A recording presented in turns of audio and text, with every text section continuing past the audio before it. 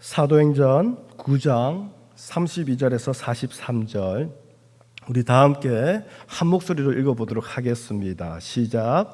그때에 베드로가 사방으로 두루 다니다가 루다에 사는 성도들에게도 내려갔더니 거기서 에니아라 하는 사람을 만나매 그는 중풍병으로 침상 위에 누운 지 8해라. 베드로가 이르되 에니아야, 예수 그리스도께서 너를 낫게 하시니 일어나 내 자리를 정돈하라 한데 곧 일어나니 루다와 사론에 사는 사람들이 다 그를 보고 주께로 돌아오니라. 요바에 다비다라는 여제자가 있으니 그 이름을 번역하면 도르가라. 선행과 구제하는 일이 심히 많더니 그때에 병들어 죽음에 시체를 씻어 다락에 누이니라.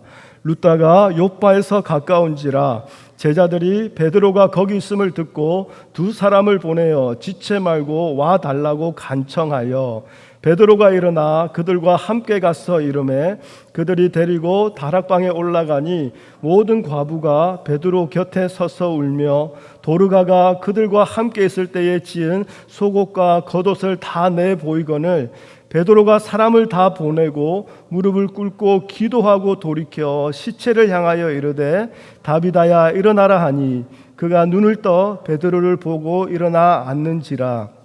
베드로가 손을 내밀어 일으키고 성도들과 과부들을 불러들여 그가 살아난 것을 보이니 온 요빠 사람이 알고 많은 사람이 주를 믿더라.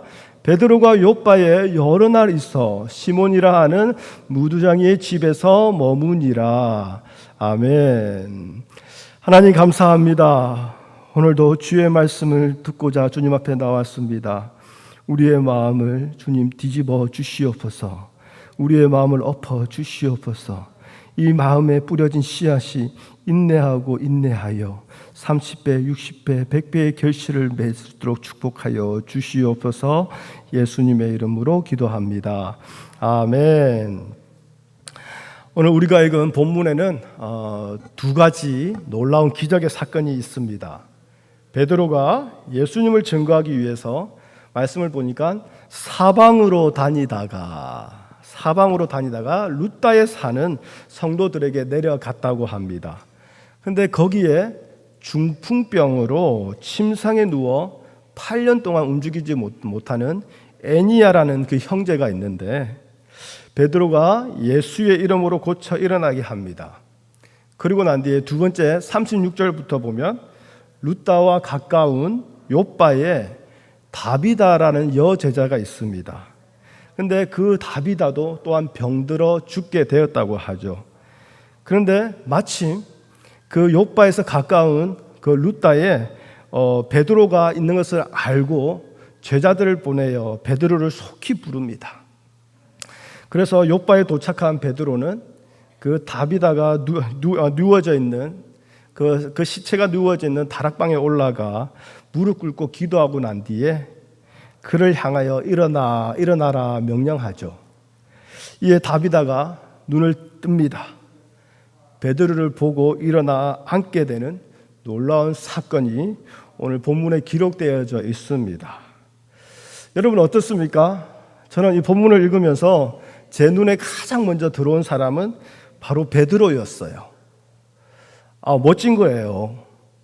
주님을 증거하는 그 사역을 하는데 그냥 말씀만 전하고 끝나는 게 아니라 병든 자를 고치고 심지어 그 기적의 끝판왕이라 할 수 있는 죽은 자도 살리는 이 놀라운 일들을 행하는 베드로가 솔직히 부러운 거예요. 저도 사역을 하고 있는데 이왕이면 제가 사역할 때 이렇게 치유의 은사가 좀 있어가지고 병든 성도님들한테 손만 얹어 기도하면 그냥 다 낫고 깨끗함을 입으면 성도님도 좋고 나도 폼나고 그래서 얼마나 신나게 좀 목회 활동을 할 수 있지 않을까, 그런 마음에서 참 베드로가 부러운 거예요. 어쩌면 여러분도 그럴 겁니다. 이왕 신앙생활 하는 거 좀 베드로처럼 기적을 좀 행하면서 좀 역동적이고 살아있는 뜨거운 신앙생활을 할 수 있다면 얼마나 좋을까, 그런 생각 들지 않습니까? 그런데요, 그런 생각이 잠시 들어도 결국 우리의 현실을 보죠. 아무리 내가 기도 열심히 해봐도, 아무리 내가 말씀 많이 읽어봐도 베드로처럼 8년이나 침상에 누운 중풍병자를 내가 고치기는 힘들 것 같아요. 그러니 죽은 자를 살리는 것은 말도 안 되고요. 그러니까 그러한 기적을 행하지를 못하면 그러한 기적이라도 누려봤으면 좋겠다라는 마음에 우리의 시선이 다른 사람에게 갑니다. 바로 다비다라는 이 여제자에게 우리의 눈이 갑니다. 병들어 죽었는데 다시 살아났다라는 거예요. 이런 놀라운 기적이 나에게도 임하여서 이 기적을 나도 누리고 싶은 거예요. 그래서 이러한 마음으로 말씀을 다시 한 번 더 봅니다. 그러니까 다비다가 왜 이런 기적을 누렸는지 그 이유를 알 것 같아요. 성경은 뭐라고 하느냐? 다비다는 생전에 선행과 구제하는 일에 힘썼다라는 거예요. 그렇구나. 많이 뿌려놓으니까 결국에는 많이 걷는구나. 그러면 나도 선행과 구제에 힘써야겠다. 보십시오. 그 많은 과부들이 다비다의 죽음 앞에서 슬피 울면서 다비다가 있을 때 해준 속옷과 겉옷을 보여주면서까지 그렇게 슬퍼하고 있지 않습니까? 이렇게 나도 사람들에게 인정받고 덕을 쌓아서 나의 죽음 앞에서 많은 사람들이 나의 신앙생활을 인정해주고 나의 선행을 다 기억해줄 그런 놀라운, 정말 제대로 예수 믿어봐야겠다. 그러다 보면 나도 이렇게 비슷한 기적을 누릴 수 있을 거야. 그런 기대감이 올라옵니다. 그리고 마지막 한 명 더 있습니다. 8년 동안 중풍병으로 침상에 누워 지냈던 애니야라는 사람입니다. 이 형제에 대해서 성경은 별다른 이렇게 소개나 언급이 없어요. 그리고 이를 고친 베드로 또한 다비다를 살릴 때처럼 특별히 무릎 꿇고 기도했다든지 모든 사람을 내보내고 베드로가 하나님과 긴밀한 교제 가운데 어떤 계시를 받아가지고 그를 막 고쳤고 이런 건 전혀 없습니다. 그냥 베드로가 명령하니 그냥 고침을 받은 거예요. 그러니 성경에서 고침받은 많은 사람 중에 한 사람으로 그냥 흘러보내어 버리지만 그래도 그가 받은 기적은 부러운 거예요. 자, 그 외에 더 이상 눈여겨볼 만한 인물이 없는 것이 오늘 본문입니다. 그런데 여러분, 그거 아십니까? 오늘 본문에서 성경은요, 우리가 눈여겨보았던 베드로나 애니야, 다비다가 아닌 전혀 다른 사람들의 이야기로 결론을 맺고 있다라는 거예요. 그걸 우리가 주목해 볼 필요가 있습니다. 그러면 성경이 결론을 맺고 있는 그 사람들이 누군가? 바로 35절이죠. 룻다와 사론에 사는 사람들입니다. 42절입니다. 온 욥바 사람. 이것이 성경이 집중하고 주목하고 있는 결론이라는 거예요. 본문 말씀을 볼 때요, 성경이 외치고 소개하는 자들은 바로 룻다와 사론에 사는 사람들이고 온 욥바 사람들인데 왜 이 사람들이 우리 눈에 가장 먼저 들어오지 않을까요? 심지어는 주일날 목사님이 설교하기 전까지는 이 사람들이 우리 눈에 들어온 적이 없을 수도 있을 거예요. 저도 그랬으니까요. 그 이유는 제가 매번 말씀드립니다. 여전히 우리는 나를 위한 신앙생활을 하고 있기 때문이에요. 자기 중심의 신앙생활을 아직 내려놓지 못했기 때문이에요. 예수님을 믿는다고는 하지만 어쩌면 나를 위해서 예수님을 믿고 있기 때문에 그렇다라는 거예요. 여러분, 이러한 자에게요, 공통적으로 나타나는 모습이 바로 불만이고 괴로움이에요. 인생이 괴롭습니다. 신앙생활이 힘듭니다. 나를 위해서 예수 믿는다는 거, 그것은 결국 나의 인생을 내가 결정하고 내가 주관하겠다는 뜻 아닙니까? 하지만 우리의 모든 인생은 하나님께 속해 있습니다. 믿으십니까? 아멘이십니까? 그렇다면 하나님이 살려주는 대로 살아갈 수밖에 없는 것이 바로 성도의 삶이라는 거예요. 아멘이십니까? 그렇다면 이런 삶은 결코 우리의 뜻대로 되지 않는다라는 거죠. 그런데 그게 불만인 거예요. 그 불만이 우리에게는 괴로움으로 이어지는 거예요. 광야의 이스라엘 백성들이 얼마나 괴로웠던지 울면서 불평했다고 합니다. 울면서 하나님과 모세를 원망했다고 합니다. 근데 그 원망의 내용이 뭡니까? 고기 먹고 싶다라는 거예요. 애굽 땅에서는 아무런 값 없이 생선과 오이 먹었다라는 거예요. 참외와 부추. 오늘 같은 날 부추전 해먹으면 맛있는데, 그죠? 참외와 부추 먹었어요. 파와 마늘 먹었어요. 그런데 지금은 먹고 싶은데 먹지 못한다라는 것 때문에 울면서 원망했다라고 말합니다. 여러분, 그냥 보이는 음식 리스트를 보니까 그냥 이걸로 이래? 그런 생각이 들겠지만 결국 이들이 울면서 불평한 이유는 뭡니까? 자기 인생이 자기가 원하는 대로 이루어지지 않는 것이 이게 괴로운 거예요. 그러니 우는 겁니다. 불평하는 겁니다. 그런데 이스라엘 백성만 이랬느냐? 아니요.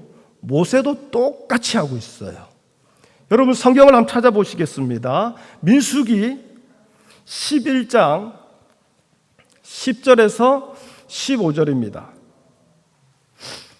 민수기 11장 10절에서 15절. 우리 성경을 함께 읽어보도록 하겠습니다. 자, 모세가 하나님께 말하는 거예요. 어떻게 말하는지 한번 보겠습니다. 그 앞에 이스라엘 백성들이 원망했습니다. 그러고 난 뒤에 이제 모세가 하나님께 하는 겁니다. 다 같이 민수기 11장 10절에서부터 시작. 백성의 온 종족들이 각기 자기 장막문에서 우는 것을 모세가 들으니라. 이러므로 여호와의 진노가 심히 크고 모세도 기뻐하지 아니하여 모세가 여호와께 여짜오되 어찌하여 주께서 종을 괴롭게 하시나이까? 어찌하여 내게 주의 목전에서 은혜를 잊게 아니하시고 이 모든 백성을 내게 맡기사 내가 그 짐을 지게 하시나이까? 이 모든 백성을 내가 배웠나이까? 내가 그들을 낳았나이까? 어찌 주께서 내게 양육하는 아버지가 젖 먹는 아이를 품듯 그들을 품에 품고 주께서 그들의 열조에게 맹세하신 땅으로 가라 하시나이까? 이 모든 백성에게 줄 고기를 내가 어디서 얻으리이까? 그들이 나를 향하여 울며 이르되 우리에게 고기를 주어 먹게 하라 하온즉 책임이 심히 중하여 나 혼자는 이 모든 백성을 감당할 수 없나이다. 주께서 내게 이같이 행하실진대 구하옵나니 내게 은혜를 베푸사 즉시 나를 죽여 내가 고난 당함을 내가 보지 않게 하옵소서. 여러분, 이게 지금 모세가 하나님께 올려드리는 기도예요. 무슨 말입니까? 하나님의 백성이면 하나님이 알아서 책임지시고 하나님이 이끌어 가시면 되지. 왜 저 짐덩어리들을 나에게 맡겨가지고 나를 왜 이 고생을 시키십니까? 그 말 아닙니까? 그러고 난 뒤에 그 마지막이 더 충격이에요. 15절.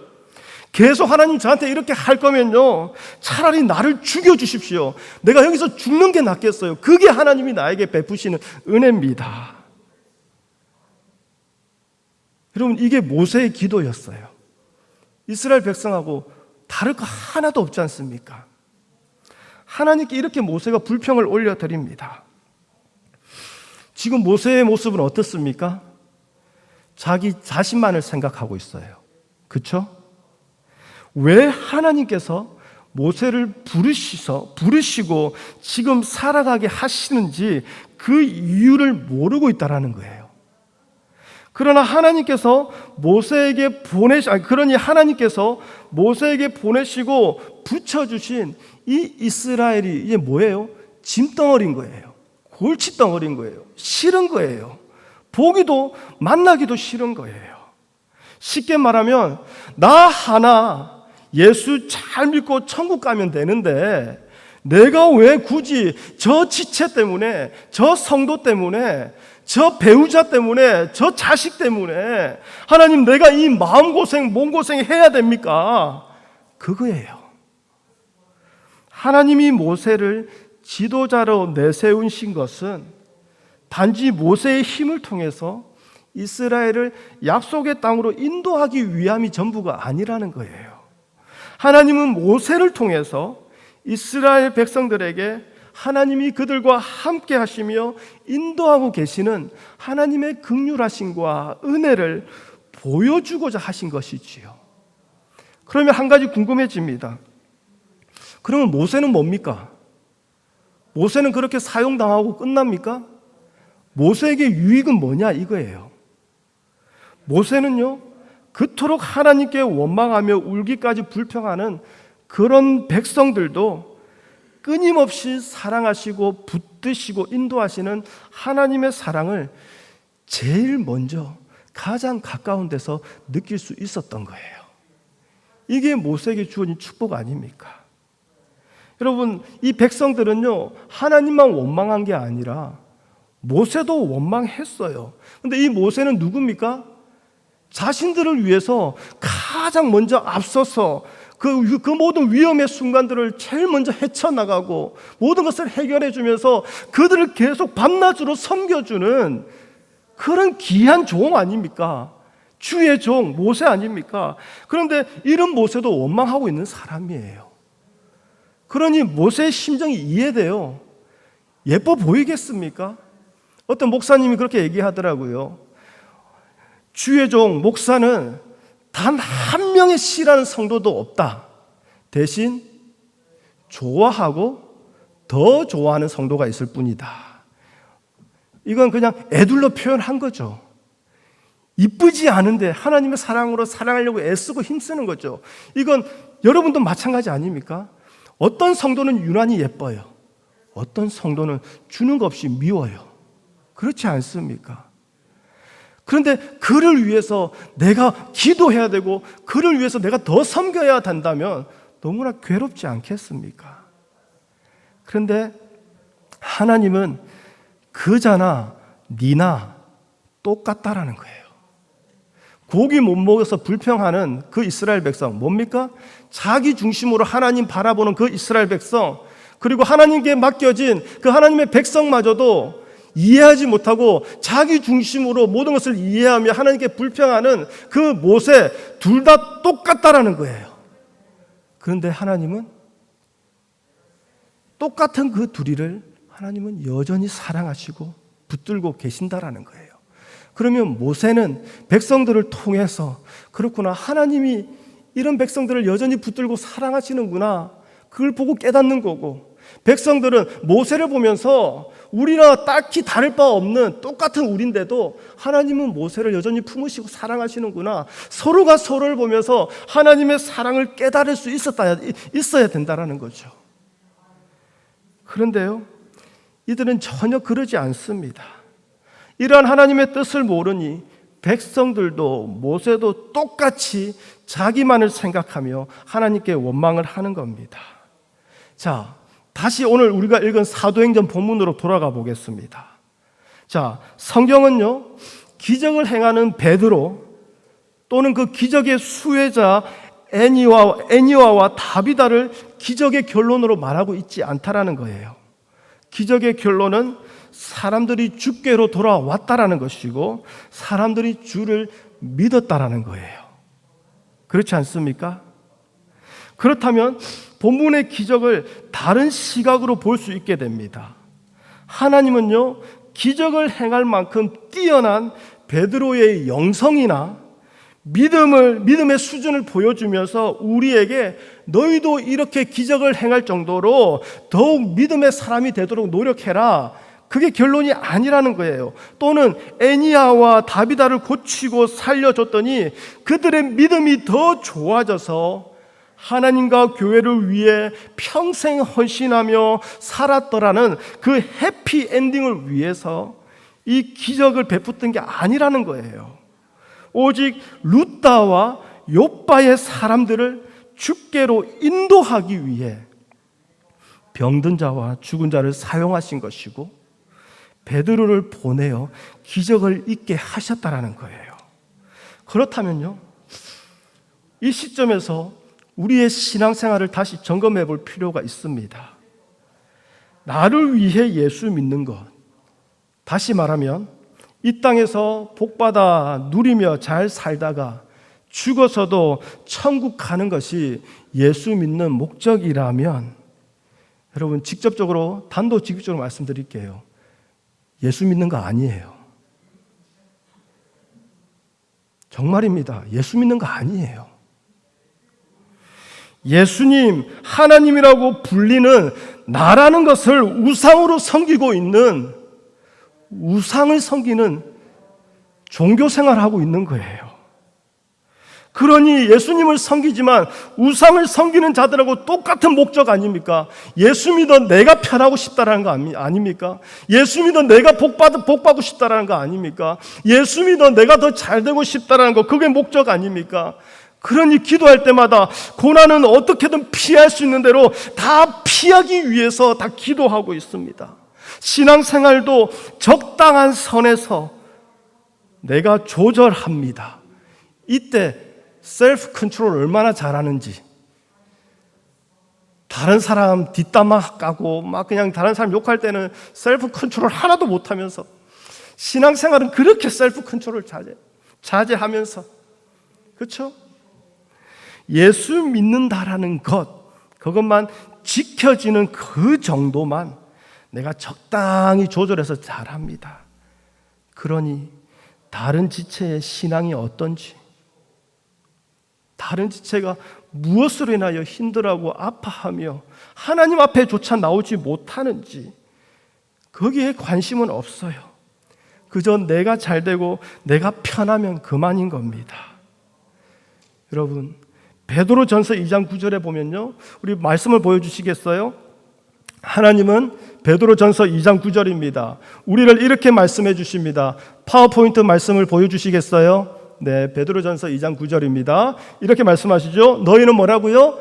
택하신 족속이요, 왕같은 제사장들이요, 거룩한 나라요, 그의 소유가 된 백성이라고 말씀해 주십니다. 이것은요, 이제 하나님이 우리를 이렇게 만들어 줬으니 이제 너희들은 염려하지 마, 하나님이 다 지켜주실 거야, 그게 아니지 않습니까? 그 뒤에 이어지는 말씀이 뭐죠? 이는 무슨 말입니까? 우리를 택하신 족속이요, 왕같은 제사장이요, 거룩한 나라요, 그의 소유로 삼아주신 그 이유는, 그 말 아닙니까? 그 이유는 뭐라고요?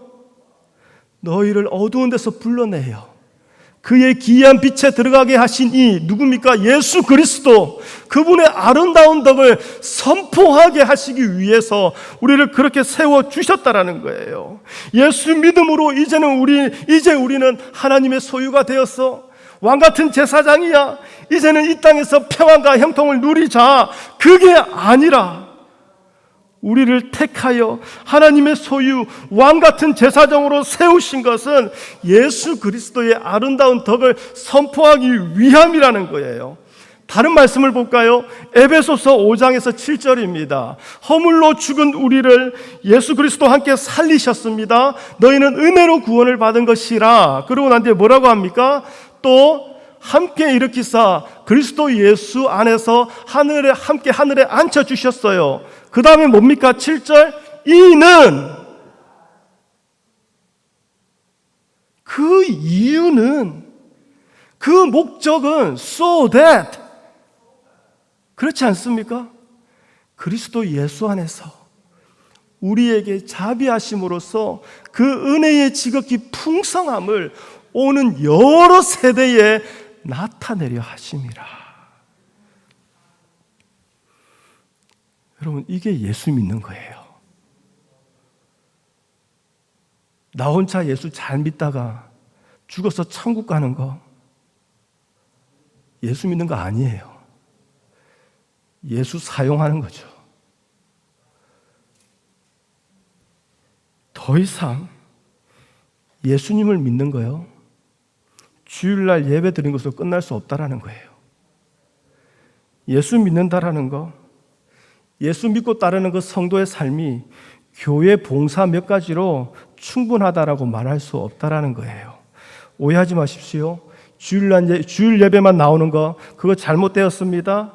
교회 봉사에 좀 힘 좀 쓰는 거, 그거 잘못되었습니다. 그게 아니에요.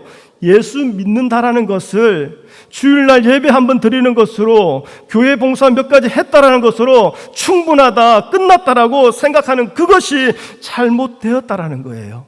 그러면 목사님 예수 믿는다면 그러면 다들 전도띠 메고 밖에 나가서 전도지 돌려야 됩니까? 선교지 나가야 돼요? 그러면 좋죠. 그런데 성경은 예수 믿는 거에 대해서 그렇게 얘기하지 않아요.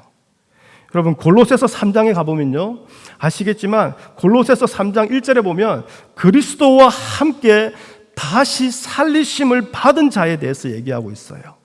그리스도와 함께 다시 살리심을 받은 자, 그 자들의 특징은 뭐냐? 땅의 것이 아니라 위의 것을 찾는다라고 얘기하고 있어요. 위의 것을 찾는 자, 그 자가 바로 예수 믿는 자요, 예수와 함께 살아가는 자에 대해서 잘하는 거죠. 그런데 그들의 삶을 우리 골로새서 3장 12절 13절입니다. 이렇게 얘기하고 있습니다. 그들이 어떻게 살아가는가? 다 같이 시작. 그러므로 너희는 하나님이 택하사 거룩하고 사랑받는 자처럼 긍휼과 자비와 겸손과 온유와 오래 참음을 옷 입고, 누가 누구에게든 불만이 있거든 서로 용납하여 피차 용서하되 주께서 너희를 용서하신 것 같이 너희도 그러하고 이 모든 것 위에 사랑을 더하라.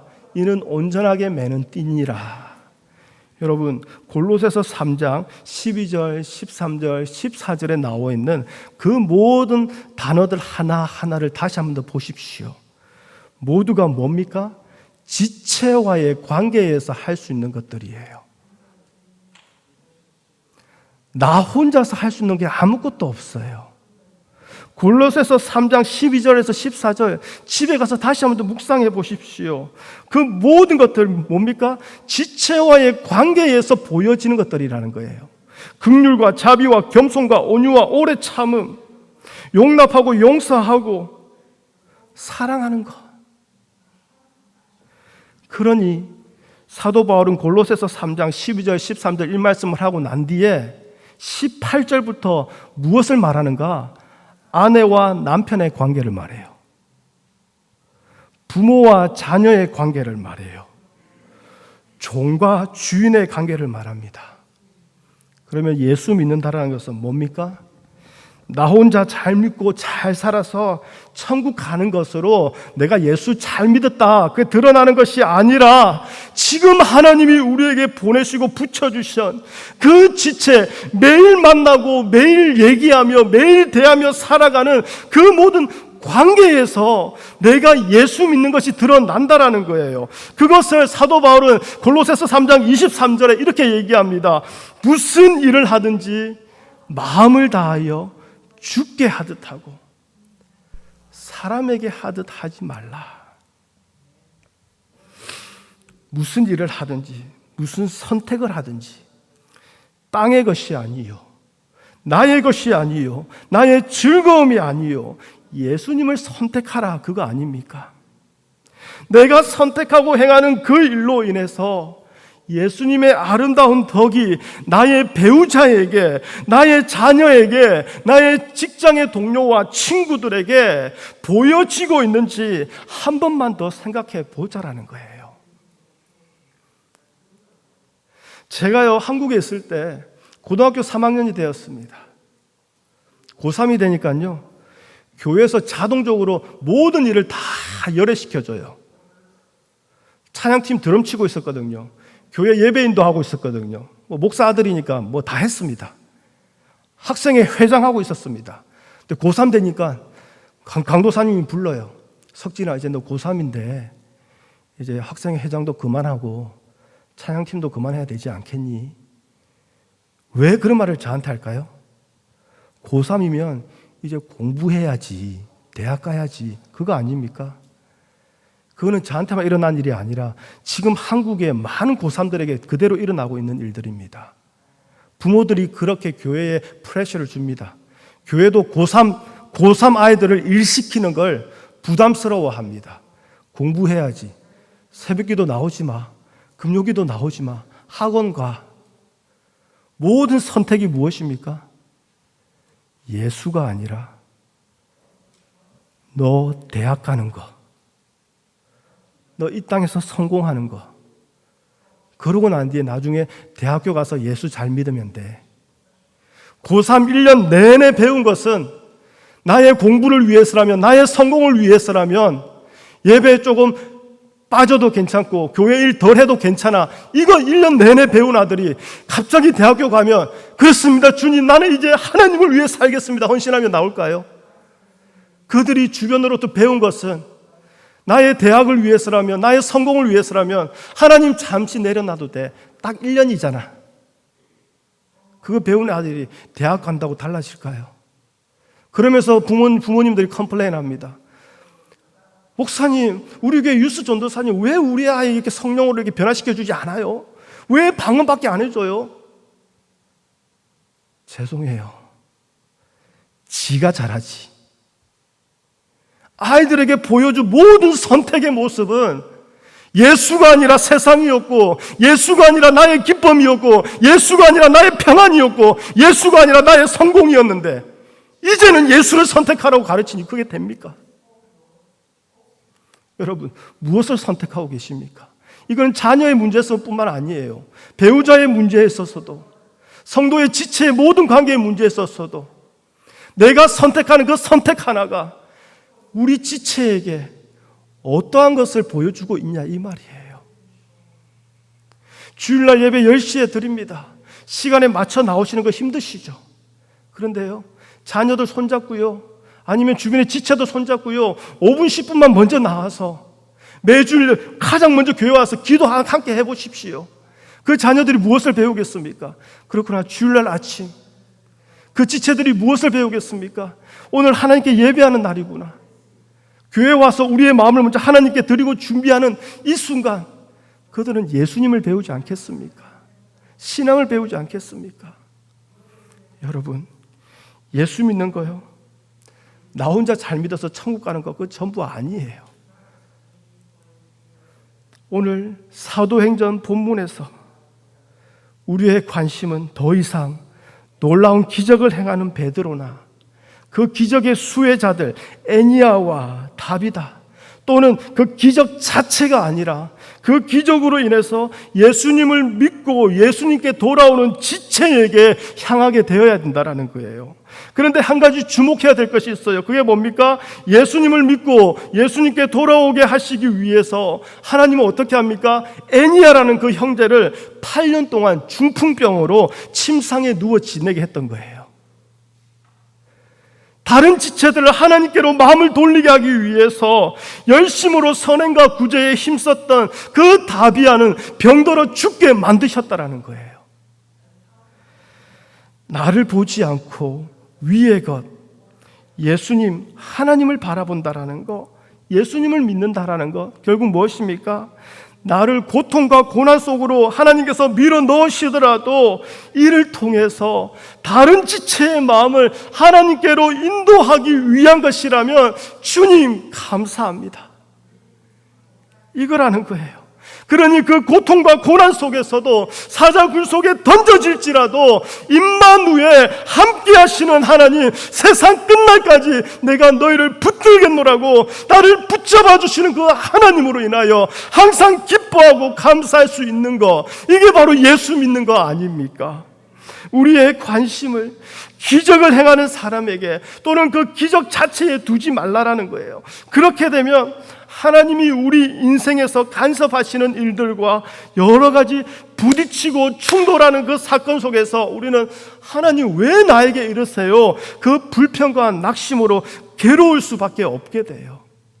하지만 하나님은 언제나 우리가 예수 그리스도를 아는 하나님의 사람으로 자라나기를 원하시며 그런 우리를 사용하셔서 또 다른 지체 역시 또한 예수 그리스도를 아는 하나님의 사람으로 함께 성전으로 지어져 가기를 원하신다라는 것이지요. 그래서 여러분, 앞에 지금 서 있는 주일날 혼자서 신나게 설교하는 이 담임 목사, 저만이 여러분에게 예수를 가르치고 말씀을 가르치는 게 아니라는 거예요. 우리 모두가 서로가 서로에게 예수 그리스도 안에서 서로를 유익하게 하는 존재라는 거예요. 서로에게 예수를 보여주고 예수를 증거하는 것, 이것이 바로 성도의 친교 아닙니까? 성도의 교제 아닙니까? 고난 속에서 믿음으로 살아가는 나의 모습이 나의 특별한 믿음을 드러내는 도구가 아니라 다른 지체의 마음을 예수님께로 인도하는 하나님의 일이라는 거예요. 서로가 서로의 생명을 위한 일로 부름받아 하나님의 일에 쓰임받고 있다는 것. 그렇다면 결코 내 뜻대로 이루어지지 않는 인생의 많은 고달픈 일들은 결국 나를 고달프게 하고 고생시키기 위함이 아니라 나의 심령과 나에게 보내주시고 붙여주신 그 지체의 심령을 예수님께로 더욱 깊어지게 하시기 위한 하나님의 일하심이며 하나님의 은혜라는 거예요. 이를 위해서 우리의 인생이 토기장이의 손에 붙들려진 질그릇처럼 하나님 손에 들려져 쓰임받고 있다는 것입니다. 여러분, 이것이 기적이고 은혜 아닙니까? 우리 하나님께서 매일매일 우리를 보내시는 장소가 있습니다. 매일매일 우리를 세우시는 삶의 자리가 있습니다. 그곳에서 고난이 있을 거예요. 어려움도 있을 거예요. 쉽지 않은 순간이 있겠지만 그 속에서 예수님께 눈을 뜨십시오. 그 속에서 예수님을 만나십시오. 그래서 예수님의 흔적을 몸에 지니고 살아감으로 인해 사람들이 다 이것을 보고 주께로 돌아오고 주를 믿는 역사가 일어나기를 바랍니다. 여러분, 이것이 우리에게 기적 아닙니까? 죄인인 우리가 하나님의 손에 붙들린 도구가 되었다라는 것, 이거 기적 아니면 어떤 기적을 더 바라고 계십니까? 우리를 하나님의 부르심과 하나님의 은혜로 매일매일 기적을 행하는 자로 삼아주시는 하나님의 그 사랑이 오늘 우리에게도 넘치도록 주어져 있다는 거예요. 우리 마지막으로 고린도후서 2장 14절 말씀 다 함께 읽으심으로 오늘 말씀을 마치도록 하겠습니다. 고린도후서 2장 14절입니다. 시작. 항상 우리를 그리스도 안에서 이기게 하시고 우리로 말미암아 각 처에서 그리스도를 아는 냄새를 나타내시는 하나님께 감사하노라. 우리 한 번 더요. 시작. 항상 우리를 그리스도 안에서 이기게 하시고 우리로 말미암아 각 처에서 그리스도를 아는 냄새를 나타내시는 하나님께 감사하노라. 하나님 감사합니다. 예수 믿는 것 하나님 다시 한 번 더 생각하게 하시니 감사합니다. 나 혼자 예수 잘 믿어 천국 가면 끝나는 줄 알았는데 예수 믿는 거 아니라고 합니다. 우상 숭배라고 합니다. 예수를 사용하는 교만한 자라고 합니다. 하나님, 혼자 예수 믿을 수 없는 것이 성도임을 깨닫게 해주시니 감사합니다. 반드시 함께 지어져 가는 성도의 삶, 그리하여 나의 고통과 나의 고난마저도 주께서 사용하여 주셔서 또 다른 지체의 심령을 하나님께로 이끌어 가시는 하나님의 놀라운 도구로 사용해 주시니 감사합니다. 이 기적이 우리 삶에서 매일매일 나타나게 허락하여 주시옵소서. 예수님의 이름으로 기도합니다. 아멘.